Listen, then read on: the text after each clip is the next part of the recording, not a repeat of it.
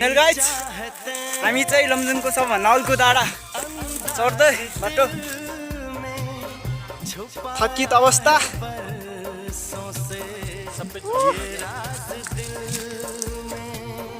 अन्तिममा हामी 2 घन्टाको यात्रापछि बीच बाटो आइपुग्न सफल। अझ हामी धेरै माथि पुग्न भएको कारण हामी चाहिँ जङ्गलको बाटो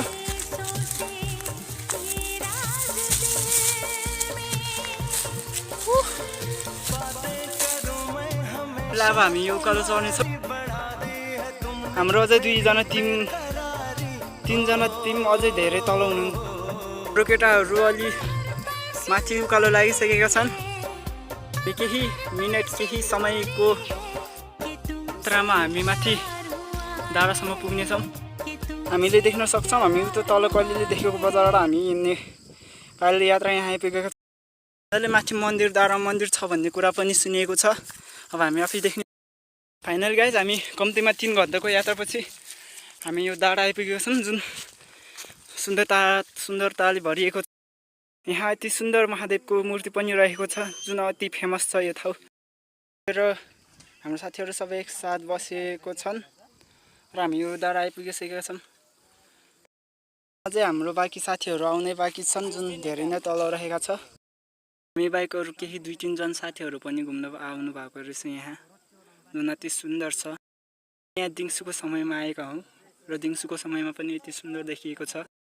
भन्छन् यहाँ मान्छेले बिहान आउँदाखेरि अति सुन्दर दृश्य देख्न सकिन्छ भन्छन् मानिसहरूले। हामीले देख्न सकिन्छ। हामी यहाँ हर हर लेखेको छ माटोमा गाडेर लेखेको अवस्थामा देख्न सकिन्छ। यो डाँडालाई लमजुङको सबैभन्दा अल्को डाँडा हो भनेर पनि चिन्न सकिन्छ। यहाँ चाहिँ एउटा सानो मन्दिर रहेको छ।